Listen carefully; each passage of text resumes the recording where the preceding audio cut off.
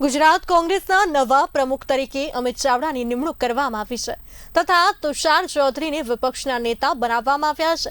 શક્તિસિંહના રાજીનામા બાદ આંકલાવના ધારાસભ્ય અમિત ચાવડાની પસંદગી કરાઈ છે। અમિત ચાવડા પર ફરી એક વખત વિશ્વાસ મૂકી ગુજરાતની કમાન સોંપવામાં આવી છે। ત્યારે અધ્યક્ષનું કાંટાળો તાજ પહેરી અમિત ચાવડા કોંગ્રેસની પરિસ્થિતિમાં બદલાવ લાવશે કે પછી સ્થિતિ યથાવત રહેશે તે તો આવનારો સમય જ બતાવશે। તો આવો નજર કરીએ અમિત ચાવડાની રાજકીય સફર વિશે અને જાણીએ કોણ છે અમિત ચાવડા।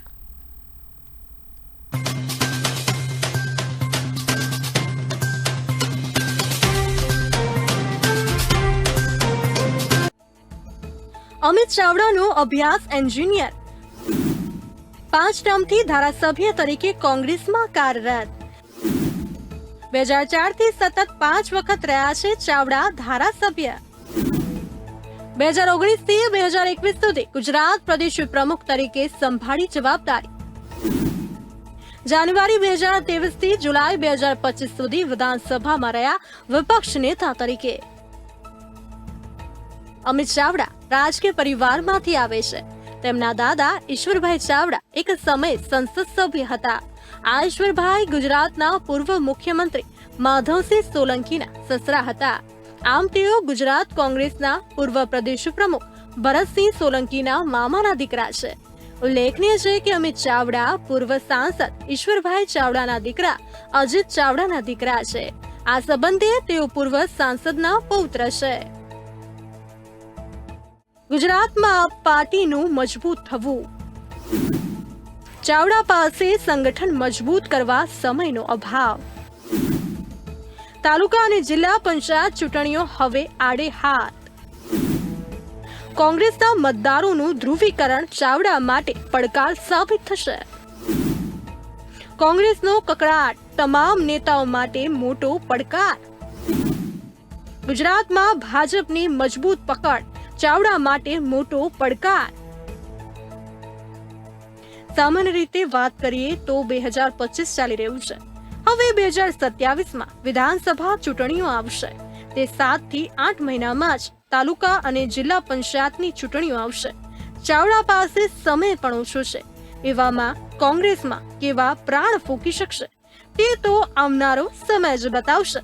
પણ એક વાત છે કે કોંગ્રેસમાં છેલ્લા 7 વર્ષમાં 3 પ્રદેશ પ્રમુખના રાજીનામા આપ્યા છે।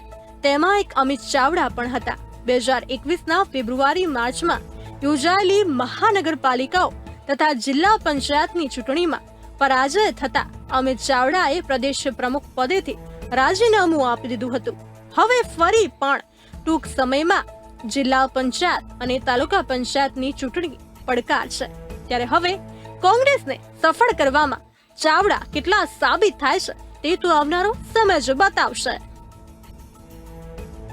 2018માં અમિત ચાવડા પ્રદેશ પ્રમુખ બન્યા। 2021માં મનપામાં તથા જિલ્લા પંચાયતની ચૂંટણીમાં પરાજય થતા ચાવડાએ આપ્યું રાજીનામું। ચાવડાના રાજીનામા બાદ જગદીશ ઠાકોરની સોંપાઈ ગુજરાતની ડોર। 2022ની વિધાનસભા ચૂંટણીમાં કારમી હાર બાદ જગદીશ ઠાકોરે પણ પ્રદેશ પ્રમુખ પદેથી આપ્યું રાજીનામું। 2023ના જૂનમાં શક્તિસિંહ નવા પ્રદેશ પ્રમુખ બન્યા। 2025માં વિધાનસભાની પેટા ચૂંટણીના પરિણામો બાદ ગણતરીના કલાકોમાં આપી દીધું રાજીનામું। આમ જોવા જઈએ તો કોંગ્રેસ માટે પડકારો અનેક છે, પણ પ્રવક્તા મંત્રી મનીષ દોશીએ જણાવ્યું કે હાર જીત થાય પણ કોંગ્રેસ લોકોના સતત અવાજ ઉઠાવશે। જોકે કોંગ્રેસ 1995 થી સત્તાથી દૂર રહી છે। ત્યારે હવે જોવાનું રહ્યું કે અમિત ચાવડાના પ્રમુખ પદ ગુજરાતમાં કોંગ્રેસમાં પ્રાણ ફૂંકી શકે છે કે કેમ।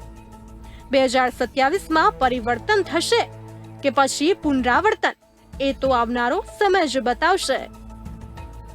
બ્યુરો રિપોર્ટ, બી ઇન્ડિયા ન્યૂઝ।